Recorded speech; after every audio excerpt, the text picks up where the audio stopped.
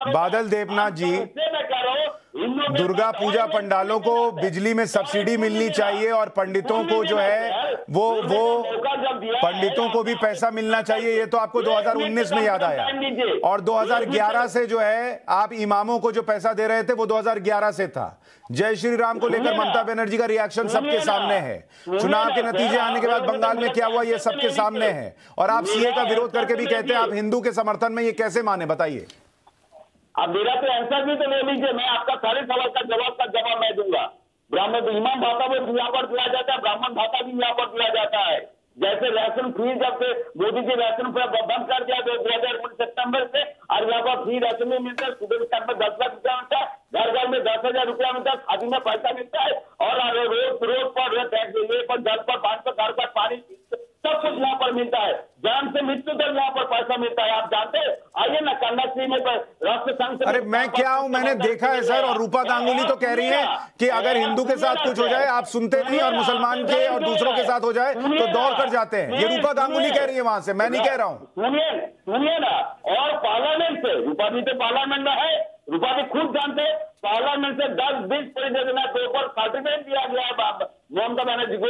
पूरे देश के अंदर जितना सीएम है सबसे अच्छा ममता बनर्जी ने काम किया। रूपा गांगुली जी, ममता बनर्जी से ज्यादा हिंदुओं के साथ कोई नहीं है, ये कह रहे हैं टीएमसी नेता। ममता बनर्जी इसलिए तो 220 फीट आसपास से आज है। ठीक है, अब रूपा गांगुली को रिस्पॉन्ड करने दीजिए ना। आपने कहा कि ममता बनर्जी से ज्यादा कोई नहीं है हिंदुओं के साथ।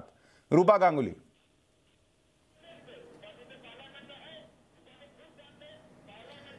देखिए, ये मैं आपको अच्छे से बता देती हूँ, इसका वॉल्यूम कम करिए।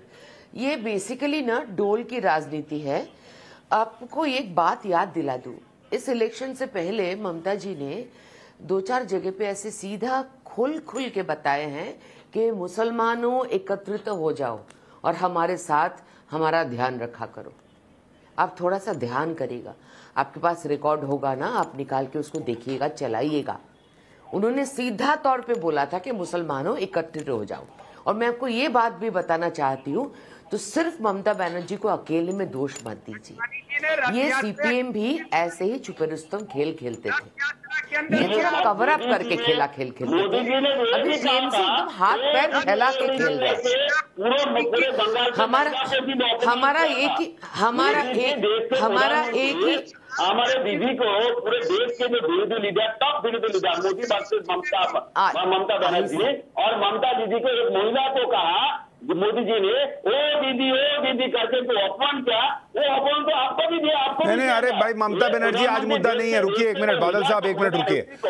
रूपा गांगुली जी, आपसे प्रश्न ये था, रूपा गांगुली जी, आपने कहा कि चाइना से और अगर दीदी बोलाना अपमान है तो मैं नहीं जानती इसका क्या जवाब मैं दूं, लेकिन चिल्ला के बात नहीं करना चाहती हूँ, मैं सीधी शांति से बात कर रही हूँ। चिल्लाइए मत दीदी। दीदी नहीं टोन किया, वो दीदी मतलब किया।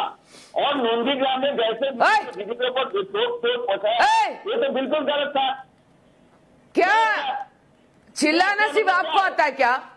क्या चिल्ला रहता भाड़ करके?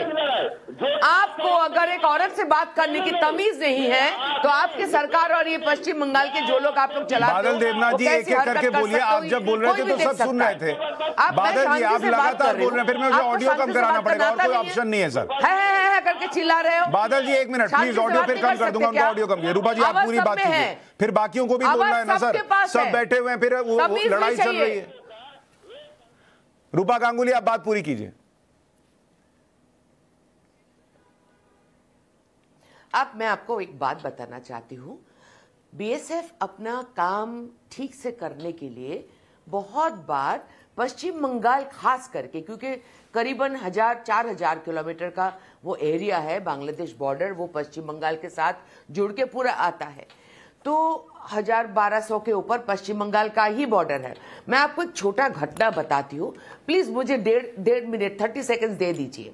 शिलीगुड़ी से अगर दिनाजपुर तक आते हुए आपको हाईवे थोड़ा सा अवॉइड करना है, एक छोटा सा बांग्ला रोड बोला जाता है, वहां से कभी आप आने की कोशिश करके देखिएगा। ये आप सीधा आपको दिख जाएगा, वहां पे ऐसा खुल्लम बसती बन गया है, डेमोग्राफी चेंज हो गया है। आपको मैं साधन एवेन्यू, कलकत्ता साधन एवेन्यू, एकदम गड़ीहाट के बाजू में जगह बता देती हूँ, जहां फुचका वाला बैठता है, सिलेट से आया हुआ है, बच्चा लड़का है, कुछ ही महीने हुए हैं आए हैं। अभी मैं बॉर्डर सिक्योरिटी के बारे में आती हूँ, उसीलिए तो मैं बोल रही हूँ ये बात, मैंने इसीलिए बोल रही हूँ, समझ में तो आए कहां जा रही है बात। ये जब बॉर्डर सिक्योरिटी फोर्स को पूरी तरह से ऑपरेट करने के लिए जिस किस्म के पुलिस की मदद चाहिए होती, और जमीन का थोड़ा सा एरिया में बॉर्डर का कंफ्यूजन खत्म ही नहीं करने दे रहे। पश्चिम बंगाल के सरकार में बैठे हुए लोग वहां पे बॉर्डर्स को हर हाल में प्रोटेक्शन करने में तकलीफ पे तकलीफ दिए जा रहे हैं। तो यही एक झंझट है, लैंड आपको थोड़ा सा देना ही पड़ेगा सो दैट ये ऑपरेट करे अच्छे से।